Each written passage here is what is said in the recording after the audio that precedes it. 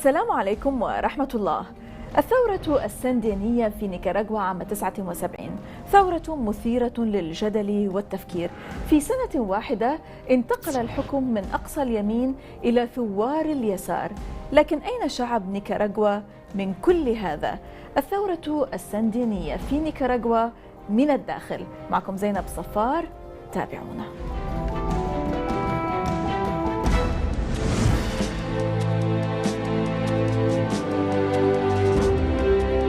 رحل سوموزا وتحررت نيكاراغوا بانتصار الثورة السندينية في 17 من تموز يوليو عام 79، أي بعد أكثر من 10 سنوات من الكفاح ضد ديكتاتورية سوموزا المدعومة من الإدارات الأمريكية منذ عام 36.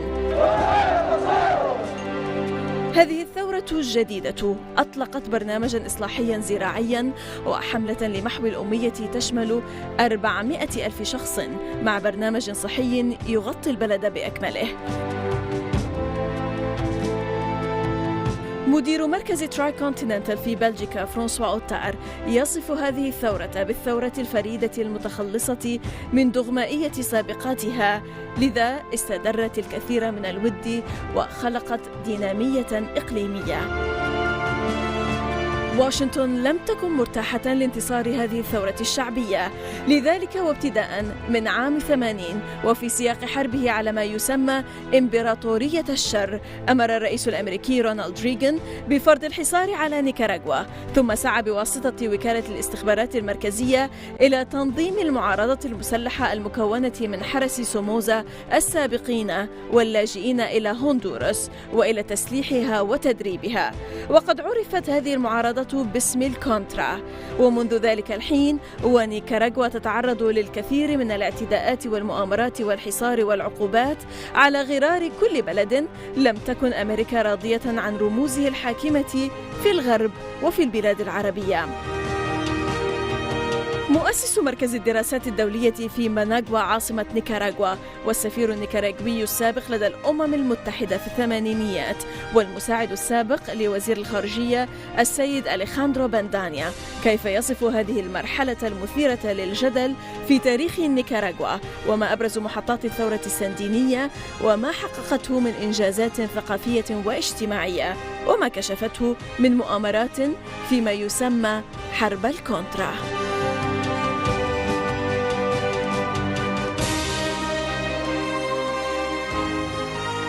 Mr. Alejandro Bandania, founder of the Center for International Studies in Managua, Nicaragua, and former UN ambassador for Nicaragua and former Secretary General of the Nicaraguan Foreign Ministry, welcome to the Inside, sir. Actually, since its independence, Nicaragua's independence back in 1821, it has undergone periods of political unrest, dictatorships, fiscal crisis, all these problems that paved the way to a certain extent to the Nicaraguan revolution. What can you tell us about the circumstances back then and this history of Nicaragua and this stage that was very important in Nicaraguan history? It was important, but one factor that you did not mention, and which is perhaps the dominant, is that Nicaragua was subject to military intervention by the United States for at least 12 times over the course of its history, which goes back to the 19th century. Because Nicaragua was a potential site of the canal, then it became an area of interest and competition for the United States. And the U.S., we know it well because we've been dealing with the U.S. for more than 200 years. Its objective then, as its objective today, is summed up in one word: control. It feels it had, yes, control. Direct, indirect, economic, political, military, and we could also add the cultural. Independent of governments and then administrations that have come and gone. At one point in the mid-19th century, we had an American from the South before the U.S. Civil War, who came and proclaimed themselves president of Nicaragua and actually said Nicaragua should be another state of the U.S. So when we speak of that, and we have to be embarrassed about the fact that it was usually one wing of the elite that was asking the United States to come in, so that the Nicaraguan Revolution took place in many senses against this form and this phenomena of intervention, of imperialism, because it had become institutionalized. Institutionalized how? In the last, since the 1926, in the presence of the United States military force, and then they left in 1933, in part because there was one man named Augusto Sandino who said, with 50 people said, as long as there is a United States soldier in this country, I will fight. And he fought and he resisted, and the Sandinista front took his name to describe what they were about, because Somoza, because the Marines Somoza, left. he was responsible for the killing of Sandino. Well, this is precisely the point.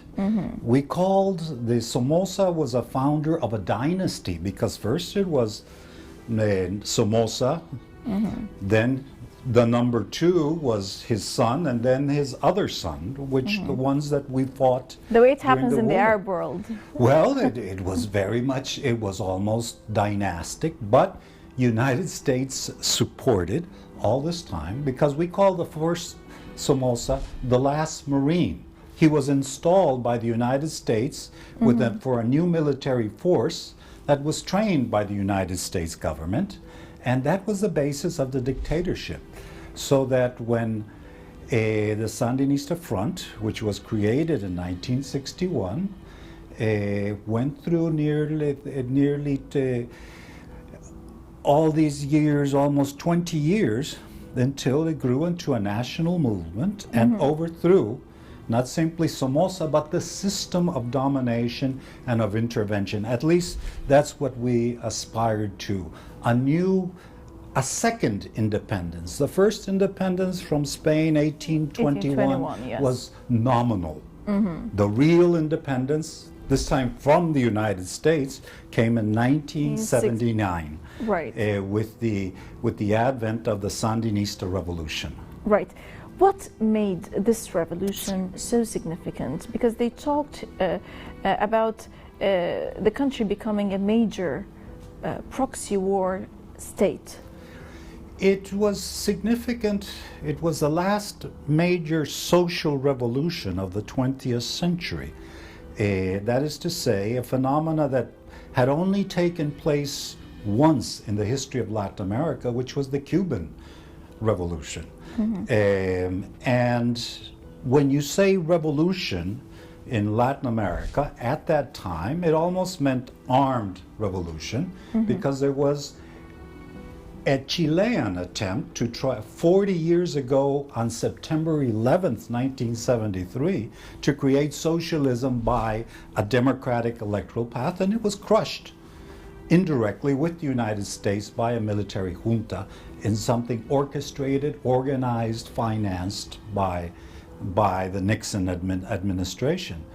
But the Sandinista revolution was a break in that, and our capture of power was absolute. We created the bureaucracy collapsed. The army, old dictatorial army, was gone. Its police was gone. Its administration, the whole thing. So it was our chance, the chance of my generation. I was in my 20s. One day we were fighting, and the next day we were the government of Nicaragua, laughing at each other, calling each other ambassador or minister, and then we said we build the new Nicaragua.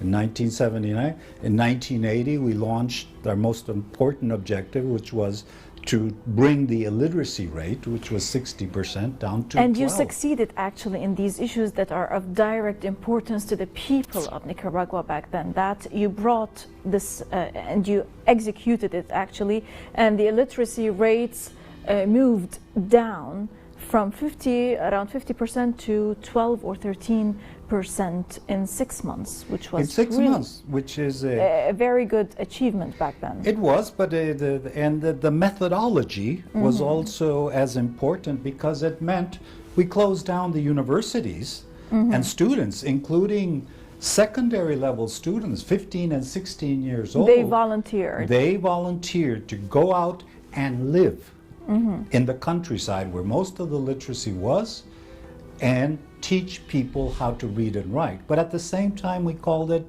an effort so that the campesinos, the rural people, the people who had been oppressed, also taught the students, the young ones, what that part of Nicaragua was like.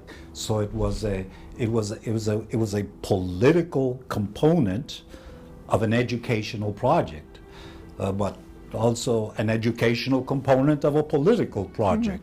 So it was a kind of revolution whose aims was so educational, so cultural, so much related to the people, and to not just calling for reforms and whatever, but not having anything solid or concrete on the ground. No, it had to be transformational. True. It guaranteed, for example, equal justice under law, the right to free expression, and the abolition of torture, which was very much flourishing during the Somoza. And the death penalty. It meant a massive health campaigns, but by popular involvement, because this was not going to be, we can't just have government ministries doing this. This has to be organized people that will, we even call them brigades. We were still a bit overly militarized, that would do the literacy brigades, and then we'd have health brigades, and we would have cultural brigades,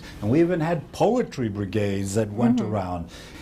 They said that it was a kind of a copy of the proletariat issue.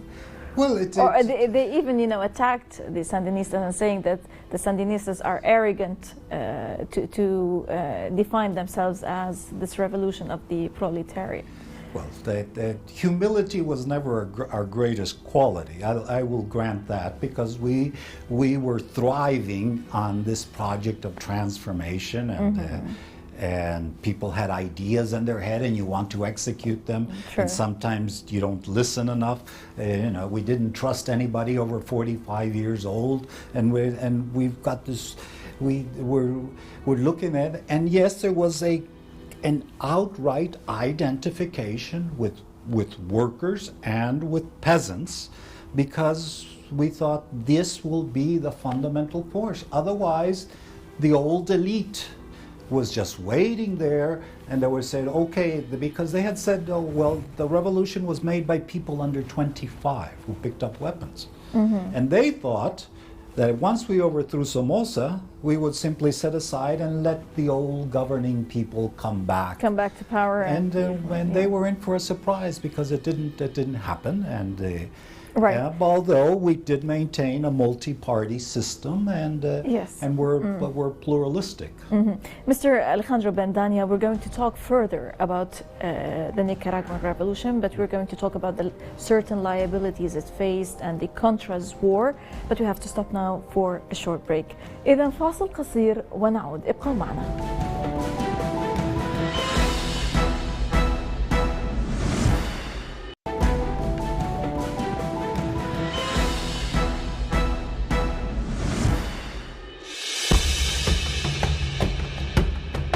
سفير نيكاراغوا السابق لدى الأمم المتحدة السيد أليخاندرو باندانيا كيف يصف حرب الكونترا التي حصدت عشرات الآلاف من أرواح النيكاراغويين في الثمانينيات من القرن الماضي، والتي كانت مثار نقاشات دولية حادة. In the history of Latin America, there's never been a revolution without a counter-revolution. And there's never been a counter-revolution without the participation of the CIA and the United States. That's part of the story. We knew that there was going to be a reaction, because when you go about redistributing, people whose land and wealth is getting redistributed are not very happy about it. And in our Central American context, their complaints were heard and picked up on and manipulated by Washington. The Reagan administration and this is now we're talking about the Reagan administration, because we'd have to talk also about there's a Cold War going on. At the same time, the Soviets had just gone into Afghanistan. Intermediate ballistic missiles were being set up, so it became very tense. And so Nicaragua, in addition to this internal revolution, counter-revolution, right versus left internally, there was this larger international stage. And at this point, and it's now documented, the Reagan administration simply said, we are going to crush this revolution. But because there was opposition to a military effort, then this was going to be done indirectly by taking dissent, particularly dissent in the north, and given it a military character. That is to say, funding, organizing, equipping, paying, and training a military force in Honduras, right on the other side. Yes, on the border. The border, so that it would wage a military. And this was, we call them the contras, the counter-revolution. Now, this was tragic, because that began in 1982. We had our glorious period between 79 and 82. But if you were going to ask me some of the biggest achievements, I have to say, look, after 1982 and until 1990, the country was at war again. And so much of our resources, human, financial, and everywhere, were tested in order so that the Nicaraguan revolution could survive. Now, seen also in retrospect, we will admit that we made mistakes along the way. We made the same mistake that major social revolutions have made, and that is we took on the small farmer. In Russian term, the kulak, because we had more of a cooperative manage, and the small farmer just basically wanted to be left alone, and he was antagonized by many aspects of our agrarian reform. And this was the social strata on which imperialism could come out and build and help create, and much of that had to do with mistaken policies with regard to pricing of commodities, to agricultural regimes, and sometimes just due to blunders. There were mistakes, and there are limitations, and we have to, and they're separate phenomena of the revolution itself. But we paid dearly for it in that way. But how far were the Contras successful in their aims? In their military aims, they didn't win the war. They never destroyed the Nicaraguan army. They never took any of the provincial capitals. But they were successful, and what we're talking about is the United States supported war, because the Contras without the United States would have gotten nowhere, absolutely nowhere. And perhaps what would have been an inevitable confrontation could have been resolved in a non-violent manner. But with the U.S. determined to crush the Nicaraguan government, then it was going to be militarily. But they did manage to damage and upset the economy severely. By 1989, we had an inflation rate of 32,000%. That made people upset. We had a war that made the national draft imperative, but that antagonized a lot of people who didn't want to see their sons going to war, didn't like to see their savings being evaporated and not to talk by about inflation. About the huge number of dead people that it left. And then the dead people. Yes. And at one point by 1988, 89, I remember it clearly, we had to say this war has got to end. It was, I remember almost the very moments we were in the areas, and what impressed us was the story of one woman in the countryside who had sons, and certain sons had joined the Contras, and the other sons were part of the Sandinista. And then we said, but look, these are Nicaraguans. And there's mothers that are saying, peace. Stop this. And this is how it happened. This is so. Let's begin negotiation. Negotiations started when Mr. Daniel Ortega was in power. Was in power by 19. Because in 1984, excuse me, sir, he came to power after, the general election with 67% of the votes.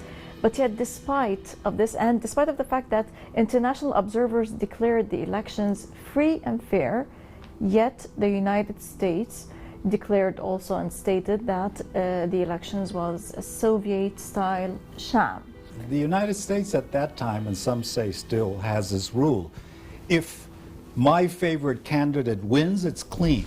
If my favorite candidate loses, it's dirty. Fraud, yeah. So it's like it's a no-win situation, and this is what happened. In fact, the U.S. promoted the withdrawal of opposition candidates so that it would look like the Soviet-style the election, and yet and they were legal, they were legitimate, but they did not achieve something that was equally important, which was the international credibility, because the United States boycotted, and then many of the Latin American countries actually boycotted. So it's and while they recognized the government of Nicaragua, the great hope in 1984 was that with the election, Daniel Ortega will be elected, and then what is the pretext for this fight? If you said it was the absence of democracy and we just had a democratic election, then the war should no longer continue because it's been proven. Well, no, the U.S. was determined to continue the war, and the war continued. It did not mean that realignment. So that the war by 88, 89. With the damage to the economy, with the number of dead, but this time with greater international sympathy for Nicaragua. There was a diplomatic effort known as the Esquipulas and the Contadora effort, which stood up to the United States and said, let Nicaraguans decide their own future. You must stop this war. It is going, and at that point there was a growing sentiment in the United States itself and in the Congress that said, Mr. Reagan, you have to cease to be obsessed with Nicaragua, because that was the word that was being employed, and the decision was made to bring forward the date of the election, which would have been 91 and 92, yes. and to bring it forward to February 1990. Yes, but in 1990, President Ortega, he lost the election, and it was like a kind of setback in the FSLN, let's say, politics in Nicaragua. It brought about the UNO, which is the Union. What is it? National Opposition. National in Spanish, Opposition, yeah. With Violeta Chamorro, but then later on, Ortega also came back to power when there was a kind of situation of let's say, political and also economic setbacks in the country. He came back to power, and there was also another amendment of the constitution for him to stay in power for a third term. How do you describe Nicaragua now under Ortega, its status in Central America in relation also to Latin American countries? Well, it's a considerable change in the country, and some would argue in Mr. Ortega himself. We didn't expect to lose in 1990, and but we did.